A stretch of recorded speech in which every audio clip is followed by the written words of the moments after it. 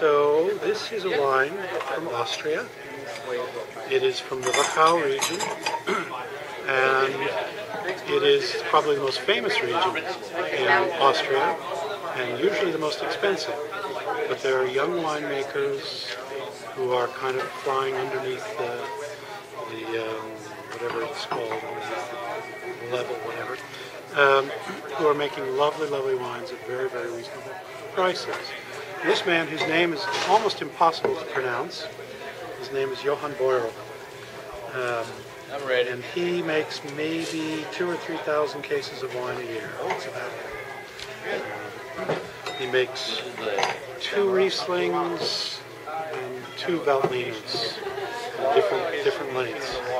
And I don't know if you've had people talking about this, but the Wachau is unique in that wanting to separate themselves from Germany, so that you don't confuse their wines with the German wines. So they don't use Cabernet or Spätlese or Auslese because we think it's sweet, and they don't make sweet. So instead they came up with their own wonderful names that are quite poetic.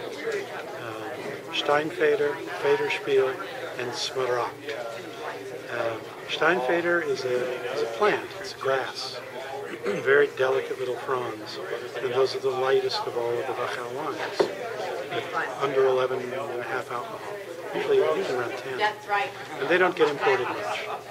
Federspiel, which is what this is the sort of cabinet level, and that is the most difficult to explain because a Federspiel, which literally means the feather game, is a term out of falconry, and it's a little kind of a doll almost with feathers on it, and you throw it and the falcon comes and snaps it up.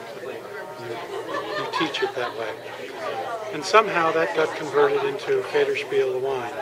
Originally it was called Honeyvogel, but there was a family called Honeyvogel and they didn't want their name to be used, so it changed. Then the third level is Smaragd, which is the ripest, most powerful wines maybe you've heard of. And a Smaragd is a lizard. It's a lizard with an emerald belly. Brilliant, iridescent, like a hummingbird. And they're big, they're about so big. And when it gets hot on the terraces, because all of these vineyards are on terraces, they'll come out and they'll rest on the hot stone. And that's Smaragd weather, because it's hot. And that means the grapes are ripe. And so thus we have metaphorically a Smaragd wine. Smaragd literally means an emerald, but it refers to the lizard.